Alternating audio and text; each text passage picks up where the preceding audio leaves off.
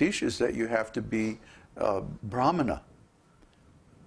Otherwise, if you don't know the background philosophy, and especially the spiritual practices, then you won't be able to advise people properly on spiritual life, because you yourself are not doing that. And so he started arguing with me, and then one thing led to another, and then he says he doesn't believe in Kṛṣṇa and all this. And at that point I said, okay, you're not qualified to learn this. Goodbye. So you see, we have to go through so many people before we find someone. Forget finding someone who's qualified. To even find someone who's willing to become qualified is very rare. We're ready to work with people to help them become qualified. But, you know, they have to follow the program. They have to follow the instructions. And this is what people don't want to do. They don't want to follow any instruction. They don't want to accept any advice or teaching. You see? They want to learn by themselves with a book or something like that. You can't learn this like that. Do you think you could learn how to fly a 747 by going off with the manual and just reading the book? No way. Brain surgery? You think you could learn brain surgery from a book? It's impossible, right? I mean, if you're willing to experiment on yourself, I suppose it would be all right. But what we're doing is actually like that. We are changing our consciousness. This is like brain surgery. Right? Well, what if you mess up? So this is what's happening in our group right now. We have a splinter group that developed within our group,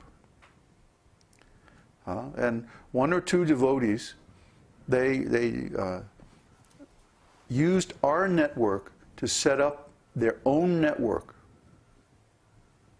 within our network.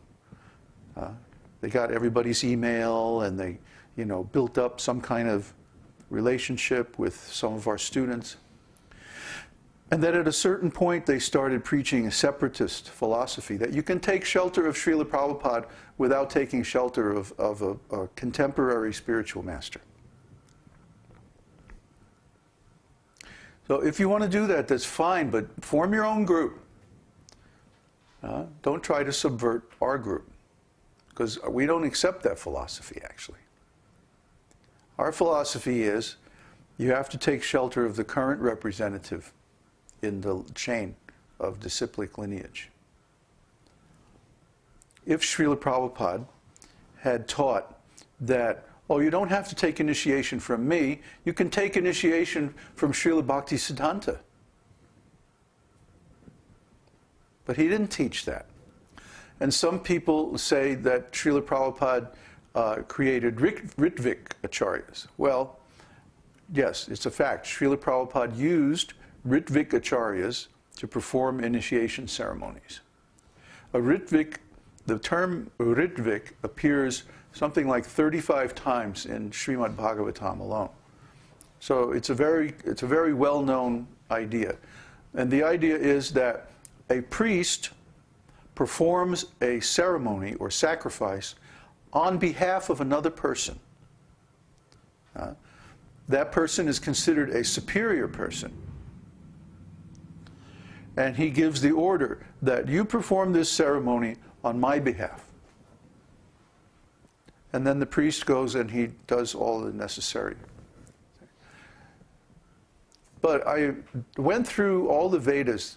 And every time I could find any instance of Ritvik Acharya, and I could not find any instance of Ritvik Acharya where the person giving the order on whose behalf the sacrifice was performed was not physically present on the planet at the time. There is no example of a posthumous Ritvik Acharya. The Ritvik Acharya is always acting on behalf of someone who is alive, physically present on the planet at the time. There are plenty of examples of that. But there's not one example of someone saying, you do this ceremony after I die. No, not one. The only even thing that even comes close is the Shraddha ceremony performed usually by the eldest son after the death of a Vaishnava, great personality. And the custom is that one goes to Gaya, where the lotus feet of the Lord are there. When Lord Vamanadev came to the planet Earth, he left his lotus footprints there. They're very small, because Vamanadev was small, short, yeah? So they're a normal size human footprint almost. You see, Krishna's footprints are like that. Krishna was about 16 feet tall by our standards. But Vamanadev was midget.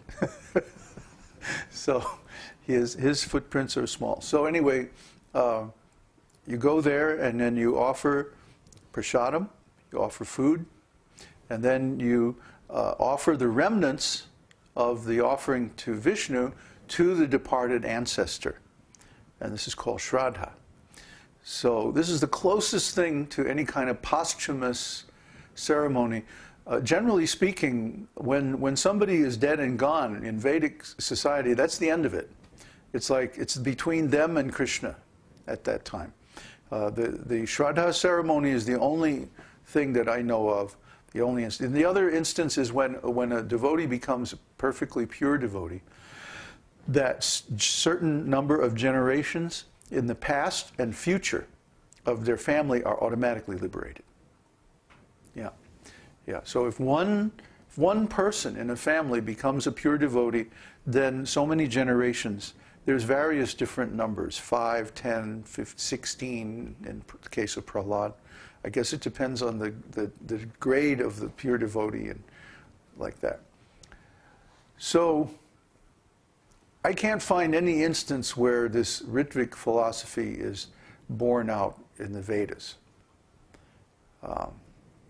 So even though it would be nice to be able to say we can take shelter of Srila Prabhupada directly, certainly we should take shelter of Srila Prabhupada's books.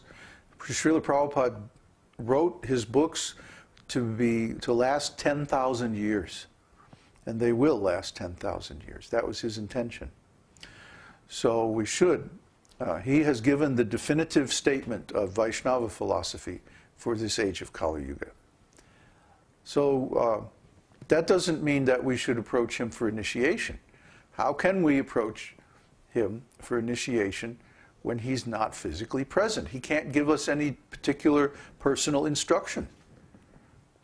I know personally I benefited tremendously by my personal instructions from Srila Prabhupada.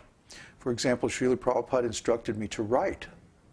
And up until that time I had never thought of being a writer or of writing, more than very occasionally, you know. Actually, I didn't like writing. It's too much trouble. In those days, that was before computers.